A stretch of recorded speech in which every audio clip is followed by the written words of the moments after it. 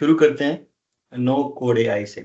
AI की हम बात कर रहे हैं जिसमें कोड ना करना पड़े। मोटिवेशन ये है कि अगर आप कोड लिखते हैं तो कोड लिखने के लिए आपको टेक्निकल लोग चाहिए। तो इट मीन्स के एआई का जो रियलाइजेशन हो रहा है वो एक ख़ास तबका है जो कि टेक्निकली एक्सपर्ट है, वो कर रहे हैं, राइट?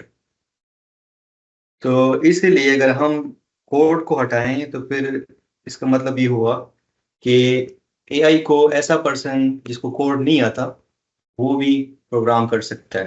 तो आज बेसिकली हमने ये समझना है कि नो कोड एआई है क्या, उसकी एडवांटेजेस क्या है, और फिर ऐसे पॉपुलर प्लेटफॉर्म्स हैं जिनको हम सीखेंगे कि उनके ज़रिए हम नो कोड एआई कर सकते हैं। तो नो कोड एआई क्या है? बेसिकली हम एआई एप्लीकेशन बनाना चाह रहे हैं लेकिन विदाउट कोडिंग। आप लोगों ने कॉन्सेप्ट सुना होगा, डू इट योरसेल्फ।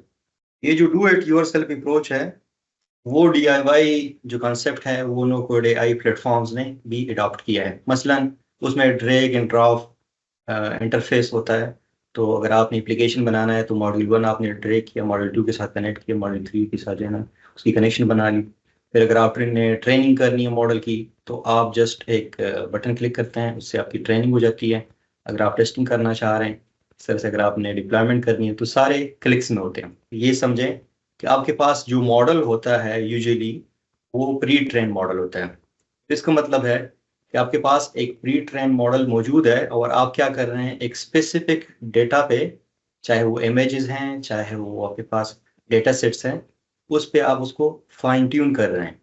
तो आप जस्ट उसको ऑप्टिमाइज कर रहे हैं उस स्पेसिफिक सिचुएशन के लिए। यानी मॉडल आपका पहले से एक स्पेसिफिक टास्क के लिए प्रोग्राम हुआ है और आप उसको जनरलाइज कर रहे हैं खास के स्टडी के लिए।